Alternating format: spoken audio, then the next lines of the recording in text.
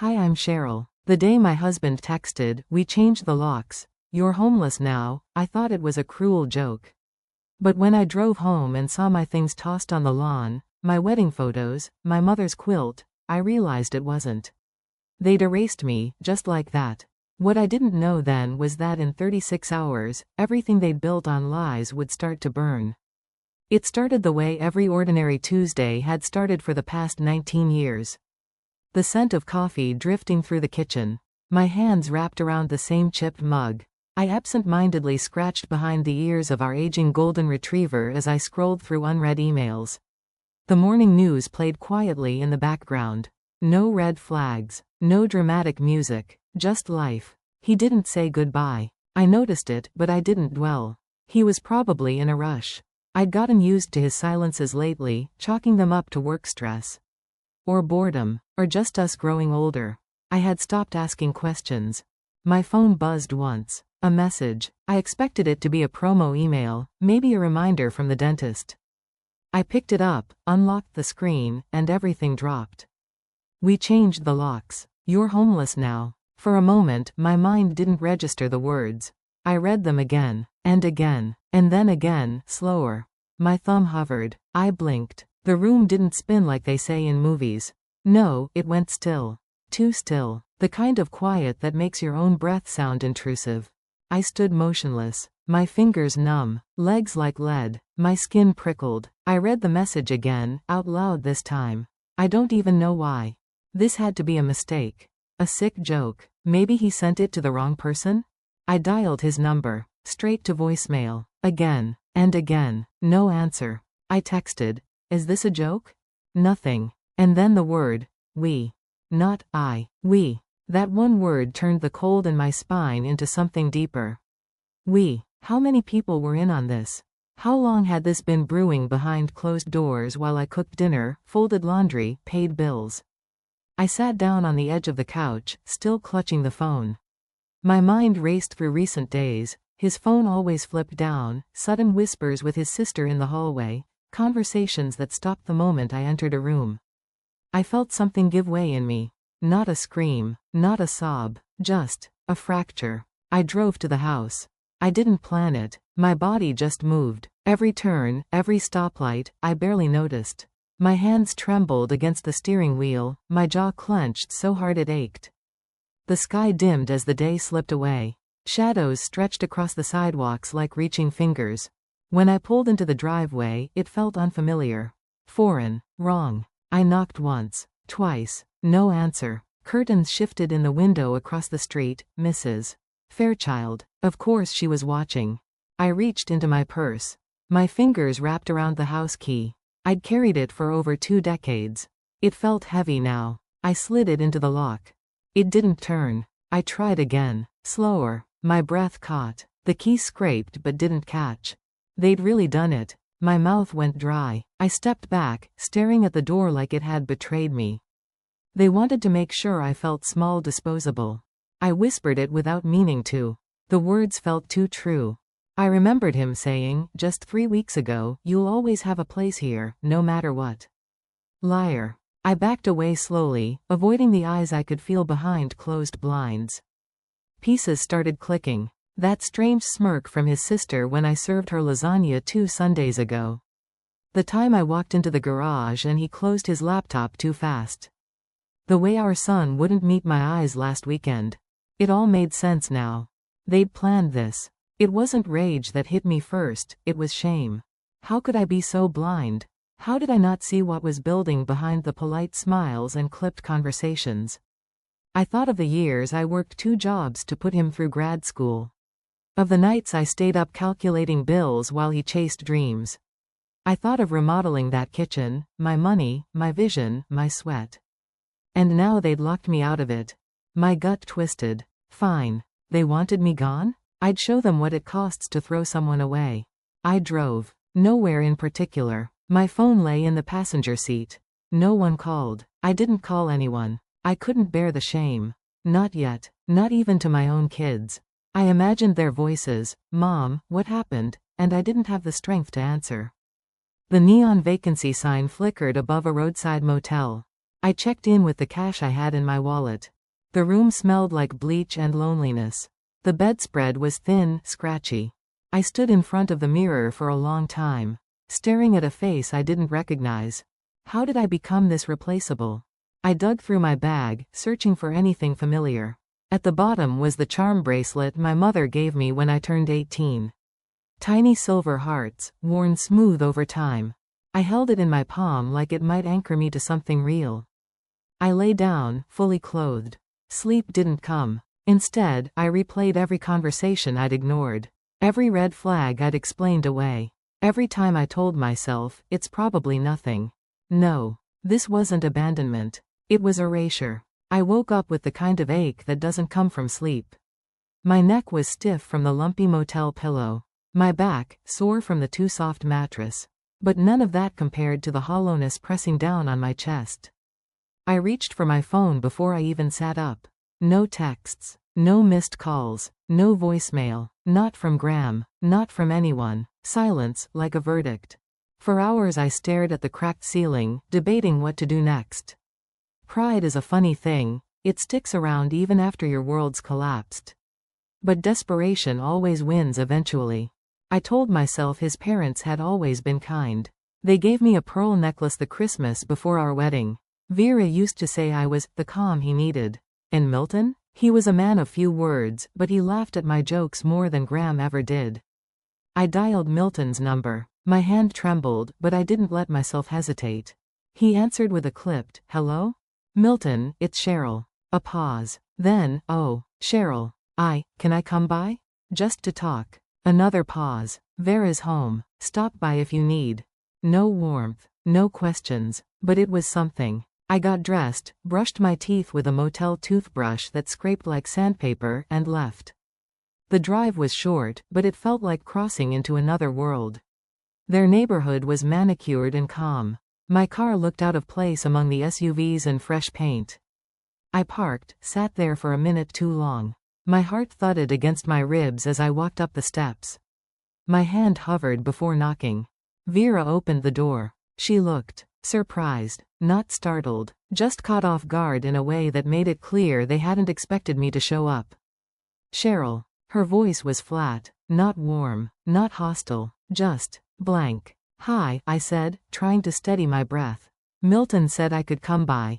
She stepped aside. "He's in the den." I walked in. No hug. No, "How are you?" Not even an offer to take my coat. They offered tea. I said yes. It arrived in a porcelain cup that used to come with conversation. Today, just steam and silence. Milton sat in his chair, flipping a newspaper. He looked up once, nodded, then returned to the headlines like they were more pressing than my marriage unraveling.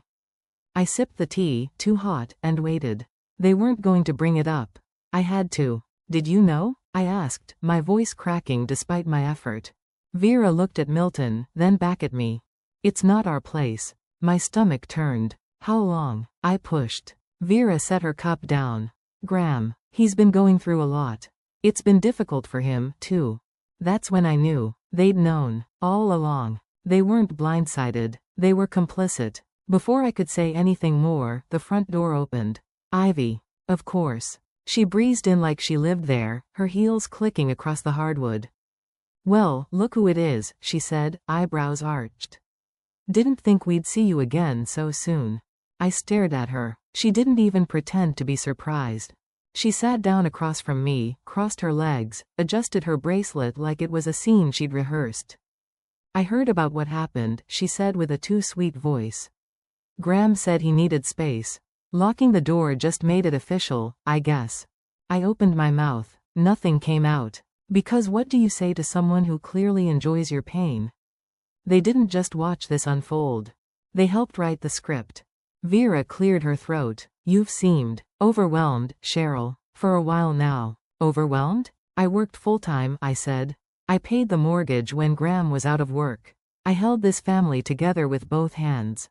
Ivy leaned in. Sometimes people hold too tight. The way she said it. Cold. Deliberate. I turned to Milton. "You really think I caused this?" He folded his paper slowly. "We're not taking sides. But maybe it's time to reflect on how things escalated. They weren't offering support. They were building a narrative. A story where Graham was the victim. Where I was unstable, unreasonable, unlovable. They didn't need to shout me down. They just needed to pretend neutrality and let silence finish the job. I stood. No one told me to stay. Vera didn't reach for a goodbye. Milton stayed in his chair. Ivy smirked behind her teacup. I walked out. The wind hit my face like a slap. My coat wasn't warm enough. I kept walking anyway. I reached my car, slammed the door harder than I meant to. In the rearview mirror, I saw myself. Mascara streaked, face pale, eyes sharp. I reached into my pocket and pulled out the charm bracelet. I stared at it, then tucked it away. Not ready to let go. Not ready to show it either. They made it clear. I was never family. I was just convenient. I sank into the motel bed and let the silence stretch. My head felt heavier than the thin pillow beneath it, as if the question, why me, weighed enough to anchor me to the mattress. I unlocked my journal, one I hadn't written in for years, and the dust of neglect felt appropriate. I flipped to a page dated 2 years ago. The writing was shaky, my handwriting younger and softer. I recognized the tone, hopeful. Blind. In that journal entry I'd written about how his phone pinged when mine did. Just a joke, he said. Later, I wrote the argument, if you're staying late at work one more night I might panic. He'd laughed then, said I was reading too much into things. But I couldn't anymore. I couldn't pretend that tracking my every step was concern. And now I stared at, I feel lost. I feel him moving away. Maybe it's nothing. If I just love harder, it'll stop. That's when I closed the journal. With trembling hands I realized it wasn't a gradual shift, it was a campaign. A calculated undoing. I wasn't imagining the pressure. The coldness. They built around me while I kept smiling. I packed the journal into my suitcase and walked out into the parking lot. Night had fallen. Street lamps glowed and a single tree cast a shadow like an accusation. On the seat of the car was the iPad he left behind, a relic of his upgrade he said he'd sold at a tech store. I pulled the old towel away and plugged it into the motel outlet. The screen lit reluctantly. Minutes passed while it charged and the whir of the air conditioner did not comfort me, it reminded me I was entirely alone. Then I opened messages. Some threads still visible, others marked, deleted. My heart pounded. I scrolled. There it was. When she's out Thursday, we'll change the locks. She won't see it coming. Dated 5 days before the message I'd read when I lost my home. My stomach turned. Pretzel nodded. This wasn't betrayal, it was execution. I paced the room, clutching the iPad like a lifeline and a weapon both. Why did I keep thinking this was about his behavior? It wasn't. It was about his plan. And the family? They weren't bystanders, they were producers. I dragged up my calendar. I studied it. Days I felt dismissed, weekends when I was tired, nights he said, I'll handle this. All of it aligned to a timeline. The screens, the calendar, the keyless lock, they told a story I had missed. I paid for that kitchen. I backed that company. I lit the lights in this house, I whispered to the emptiness. And here I was, using an outdated tablet to prove the truth. Late into the night I captured screenshots, emailed them to a friend. Created a file titled, Evidence, Stanton 2025. Opened a new notebook and wrote in block letters, this is not survival. This is strategy. The charm bracelet on my wrist felt heavier than ever, not a comfort or a memory, but a reminder of what I still had. I didn't want pity. I didn't want apology. I wanted acknowledgement. I wanted the power to end this on my terms. They thought they were finished with me. They didn't know I was just beginning. The phone rang before the sun had fully risen. My eyes flicked open, heart already racing. Caller ID. Mabel Prescott, my oldest friend from college. The one who always knew when something was wrong before I admitted it to myself. Cheryl, she said. Her voice was steady, not panicked. I saw your name in the blog. My breath caught. Blog? I sank deeper into the motel bed. I thought I'd been erased. Now the erasure was public. They tied you to Graham's company, Mabel continued. I'm sorry, but you have to see this. The diner was plain, off the highway, cheap coffee portrayed as warmth. Mabel slid a tablet across the table. Headline: Local developer's wife leaves after emotional outburst. my name, my marriage, my life, in a smear painted by anonymous family sources. I recognized the tone. It was Ivy's phrasing. The kind of faux sympathy where the dagger's already hidden behind the smile. Mabel leaned in. I pulled up his company. She tapped a financial spreadsheet. Your name's on paperwork from 2 years ago. Transfers, loans, credit. Tied to his father's firm. I did the math in my head. Mortgage, kitchen remodel, trust I'd offered, used as collateral. I'll put you in touch with someone. Duncan Fairchild. Quiet, ruthless on paper. I closed my eyes and remembered a time I couldn't afford a lawyer. Mabel said, "You've got proof.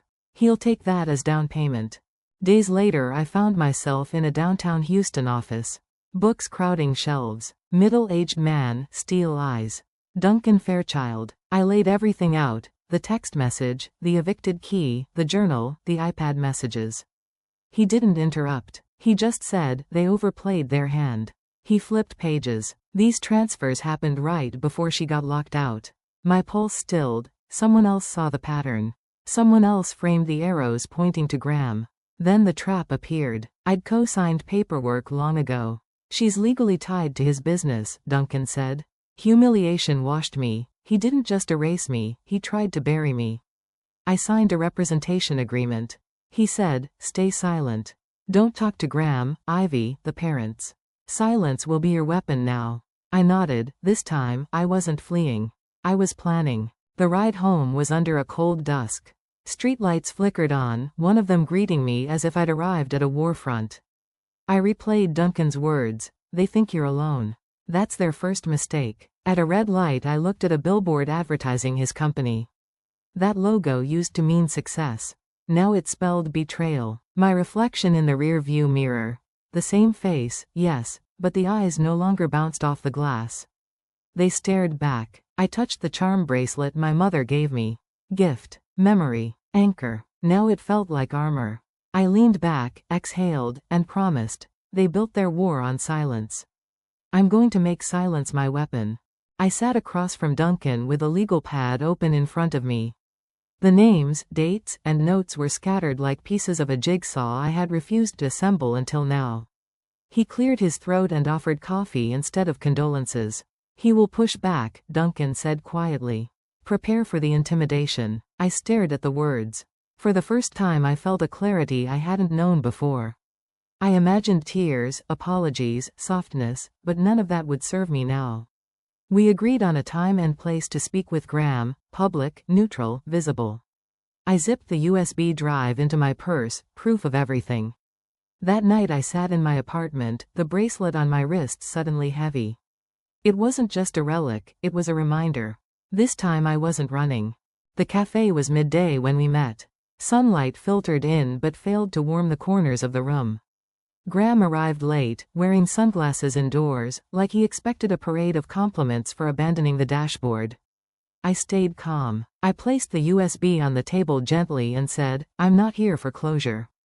I'm here for clarity." My voice didn't crack. I recited what they had done, the planned lockout, the blog article, the fraud tied to my name. Graham scoffed. "You've been talking to that washed-up lawyer?" he sneered. I didn't flinch. "He's the reason you're not in handcuffs yet." He slammed his coffee cup down. The sharp sound drew eyes from across the room. I leaned in a bit and said quietly, "You built this on my name. So yes, I intend to claim what's mine." He changed tactics. Calm facade dropped. He leaned forward, voice low. "You go public, I bury you legally." His words landed like bricks. "You're too sensitive, Cheryl. Always twisting things." He added, "Are you really going to take everything I built?" I held his gaze. "You built it with lies and my credit. So yes." He slammed his hand on the table, asserting control. "You're not strong enough to survive the storm you're starting." I exhaled slow. I didn't flinch. I didn't respond. On the ride home I wondered how the man who once promised, always, could threaten total ruin today. I parked at the lakeside bench and stared at still water. Calm surface, chaotic depth. I pulled out my notebook and wrote timestamp after timestamp of the meeting. I encrypted the audio and sent it to Duncan. Sometimes the scariest storms are the ones you choose to walk into, I told myself. I finally found my line in the sand. I packed up the motel the next morning. I found a modest apartment downtown, mine. Applied for legal protection. Removed the wedding band and placed it in a box labeled, was. I held the charm bracelet tight and thought, he expects me to shatter. I'm just beginning to solidify. My phone began to buzz again, friends, colleagues, even my former pastor reaching out, asking, "Are you okay?" Each tone felt like a reminder that I wasn't.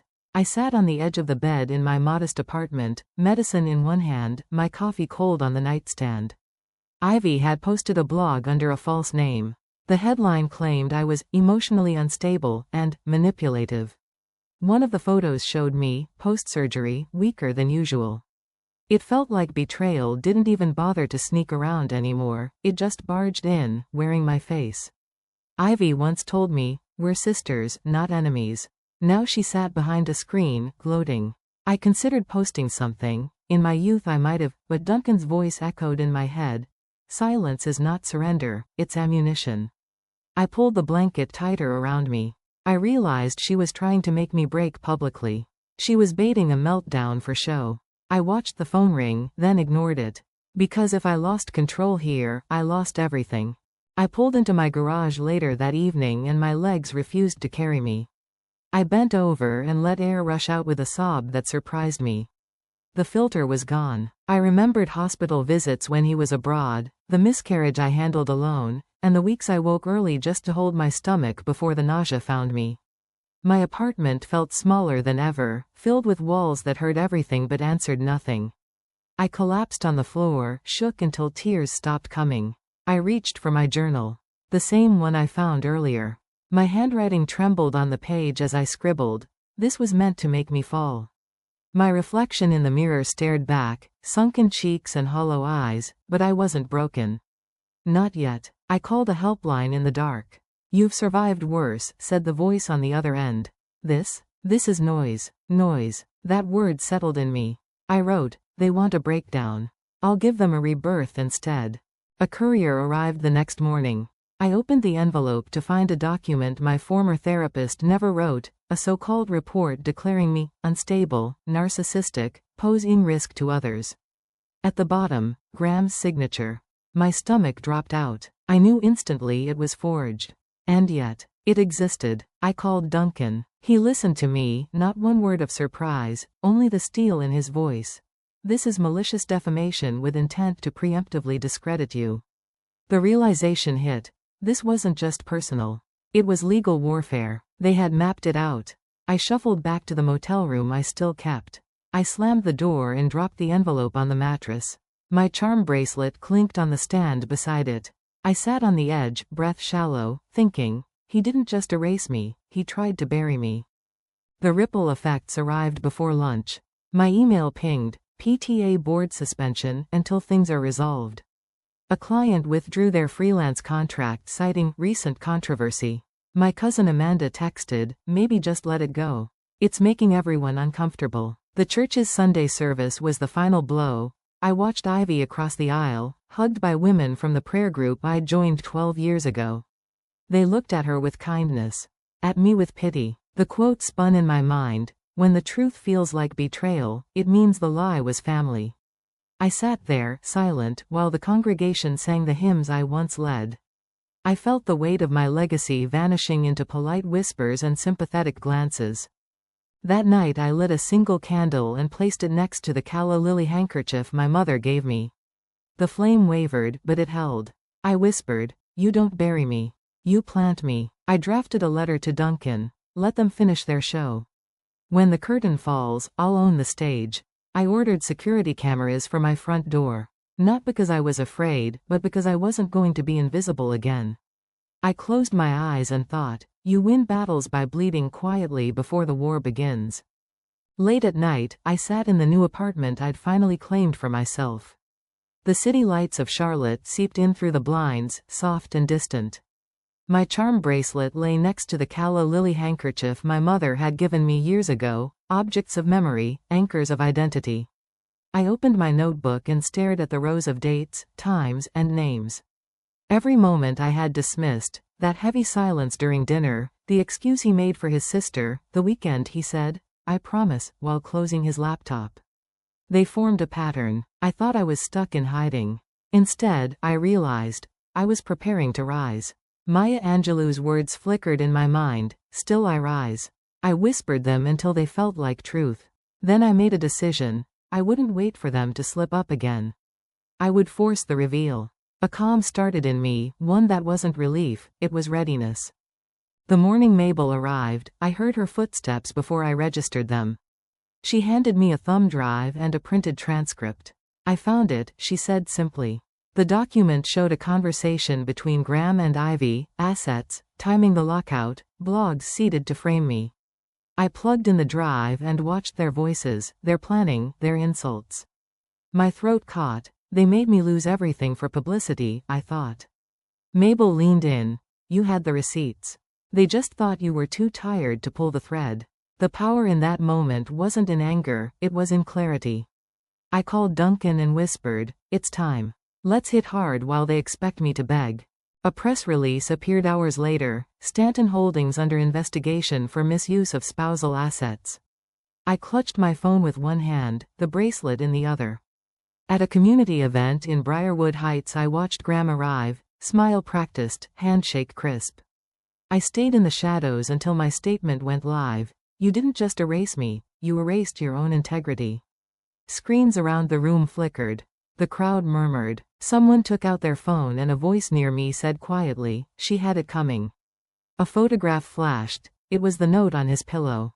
The one he left. Proof. I folded my jacket, released my breath slowly.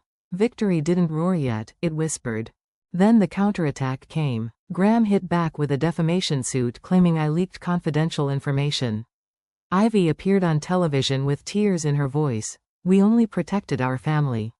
I received a subpoena on a gray Thursday afternoon. My heart thudded, but this time I didn't panic. Duncan leaned over and said, "They thought you'd crumble. They underestimated how purposeful you've become." Cameras snapped as I walked away from the courthouse. I felt fear. Not fear of failure, fear of forgetting that I ever feared. I pushed the USB deep into my purse. Quiet weapon in hand. Back in the apartment I folded the handkerchief carefully into a folder labeled, "Truth." I looked out at the skyline and felt something shift. This wasn't just for me anymore, it was for every woman silenced by the version of family meant to protect. I sent an anonymous tip to a national outlet. The story was bigger than me now. Standing there, I thought, they weren't ready for the woman who decided she mattered. The courthouse smelled faintly of old paper and coffee, a mix that always reminded me of truth trying to breathe through formality. Duncan walked beside me as we approached the courtroom doors. His tone was calm, the kind of calm you only learn from watching storms. "Remember," he said, "we're proving intent.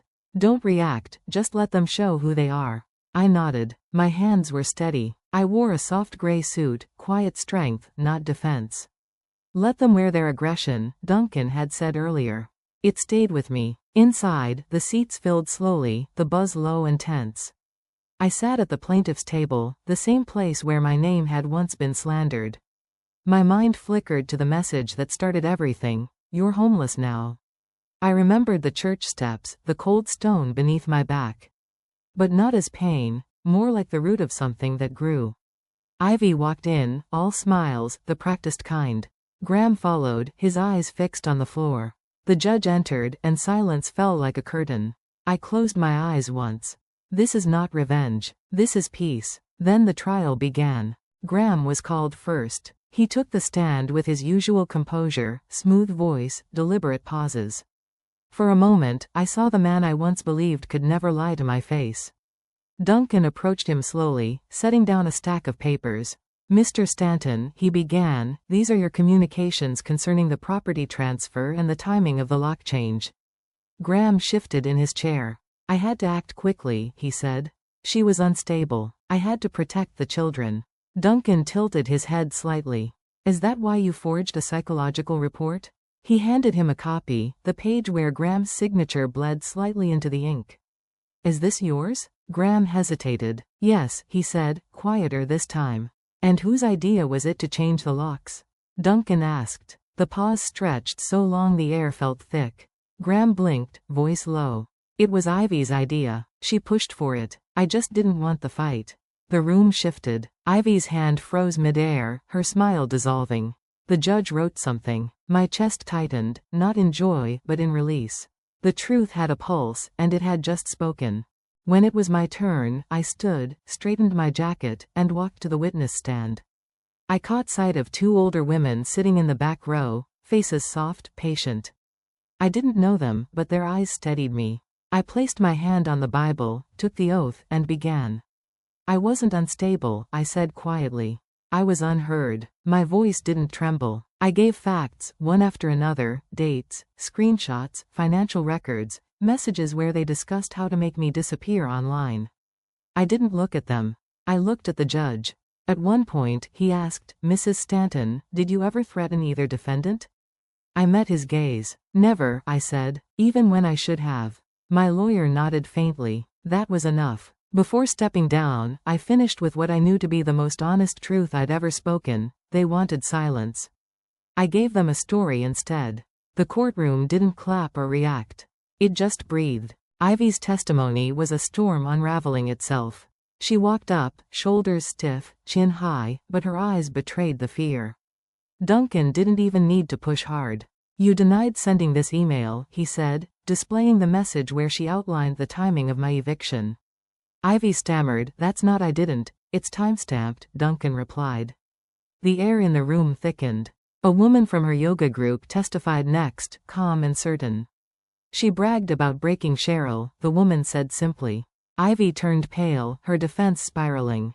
"She's manipulating pity," she snapped, pointing at me. No one answered. They'd already seen who she really was. Then Duncan played one last clip from a hallway camera, her voice, clear, laughing about how she finally got the drama she wanted. Ivy's eyes darted toward Graham, but he didn't meet them. The silence after that video was colder than any insult could have been. I didn't feel joy. I just felt the ground finally level beneath my feet. The judge called for recess before delivering the verdict. I walked outside, the cool air hitting my face like a reset. Duncan joined me by the steps, his hand briefly on my shoulder. "You've done this right," he said. "Punitive damages are likely." I nodded, but didn't respond yet. Inside the glass doors, I could see Graham slumped forward, Ivy's mascara streaked, her head in her hands. For a moment I almost felt pity, but pity wasn't peace. I reached into my purse and touched the folded handkerchief. "You don't bury me," I whispered, "you plant me." Then the bailiff called us back in. I drew a deep, slow breath. "Let's finish this," I said. And with that, I stepped back into the courtroom, not to fight anymore, but to finally live. The courtroom was silent when the verdict was read. I didn't breathe, I just listened. The jury sided with me. I had won. Not just the case, but everything they thought they took away from me. The judge's voice was steady. Punitive damages, full restitution, and most importantly, the house returned to my name. Ivy's shoulders dropped. Graham looked like a man who finally saw the damage in full color. He mumbled, "Cheryl, but I kept walking." No words could touch what he'd broken. Duncan leaned in, smiling. "We got justice." I nodded, but my voice was low. This wasn't about the money. It was about being seen. We stepped outside, the courthouse steps washed in sunlight, and there they were, 5, maybe 6 women. Strangers. They clapped gently, not like a celebration, more like acknowledgement. One woman, gray hair pulled back in a clip, looked me in the eye and said, "You spoke for all of us." I didn't cry, but something deep in me settled. The ripples had already started. My new place was nothing like the house. Small, simple, but it had light. Morning sun poured through the kitchen window like a promise. I bought a few plants. Books lined the shelves again. And every morning, before anything else, I opened my journal and wrote, "Today, I choose my peace." It wasn't just a phrase. It was a contract with myself. Elise, my old college mentor, reached out after reading about the case. We met at a diner off 6th Street. She stirred her tea slowly and said, "You've always had a gift, Cheryl. Maybe now's the time to use it." She offered to co-host a seminar on emotional trauma and survival. I said yes, not because I had answers, but because I finally understood the questions. Sometimes I'd still flinch at sudden noises. Still apologize without knowing why. But I noticed it now. That was the shift. I adopted a cat from the shelter, a gray one with a crooked ear. Named her Juno. At night, I'd sip tea, watch her curl into the armchair, and think, we made it, didn't we? Then came the letter. I almost threw it out with the junk mail. Cream envelope. Colorado return address. Inside, a typed letter on nonprofit letterhead. They'd followed the trial online. Watched every hearing, every word, and they wanted me. Program director, supporting women starting over. I sat at the table, rereading it 3 times. Me? I whispered out loud. I'm not a therapist. I'm not trained. But then I saw the handwritten note at the bottom. You don't need credentials to tell the truth. You've already lived it. Signed, Marla, founder of the organization. I folded the letter slowly, hands trembling, not with fear, but something close to reverence. This wasn't a job. It was a mission. I called Elise. You're going to Colorado? She asked. I nodded even though she couldn't see me. Yeah, I think it's time. That night, I pulled out the suitcase I hadn't touched since the eviction. This time, I packed not in a rush, but in quiet readiness. Before leaving town, I went back. One last time. The house stood there like it always had, but it didn't feel like home anymore. The locks were mine again, but I didn't plan to stay. I walked through it slow. The kitchen, the hallway, the bedroom where I once whispered to walls that never answered back. I placed a note on the dresser, I am not your story anymore. Then on the windowsill, I left the gift of fear. No dramatic gesture, just a book I wish someone had left for me. In the backyard, I stood under the old oak tree. My favorite one. I pulled out a pocket knife and carved small letters into the bark. C plus peace.